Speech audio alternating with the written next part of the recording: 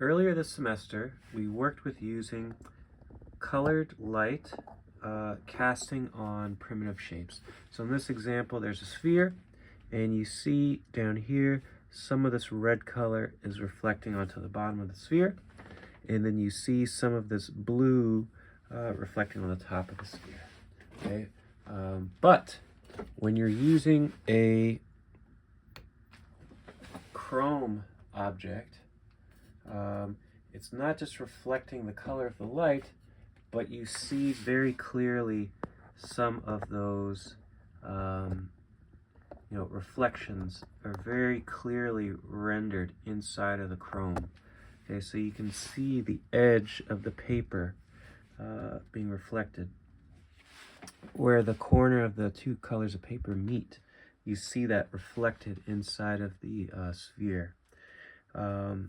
So what I want you guys to do today is to look at some of the still lifes in class that have these chrome objects and move it around, try the different colors, and then take a photograph of the sphere for the purposes of doing a rendering in class.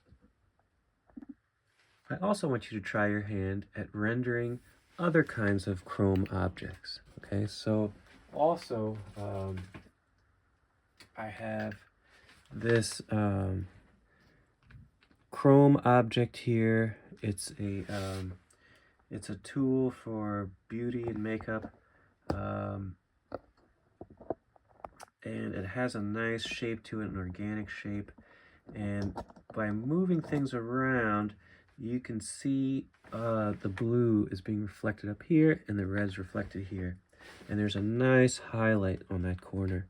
You can also flip it around and look at the domed part of it. Okay, again, that blue is reflected off the top and the red is reflected off the bottom. This is a toy called a Tangle. Okay, in this particular toy, it's a serpentine cylinder, and you can move the shape around, you can position it different ways, but the important thing to consider here is that it's a cylindrical object, and the part of the cylinder that's aiming towards the red is going to pick up that red color, and the part of the cylinder that is aiming up at the blue is going to have that blue color. Okay, now there's also something called color harmony. Okay, so you're going to see some of those blue tones over here, so the front part of this object is reflecting, and you're going to see some of those red tones towards the back, okay, reflecting here. So even though this part of the object is further away from the red, it still picks up some of those red tones. Okay, so I want you to do this kind of thing as well. So getting back to car design, this idea of reflecting colors of light is done a lot in car rendering. In this particular example, there's a green background, and you see some of those tones being reflected on the side of the car. In this example, there is a red ground with a blue sky.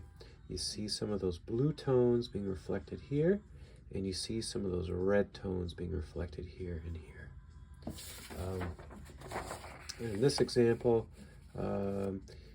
you see an environment where there's a red wall in the background, a yellowish golden floor, and then you see some of these tones being reflected here, and you see some of these tones being reflected here.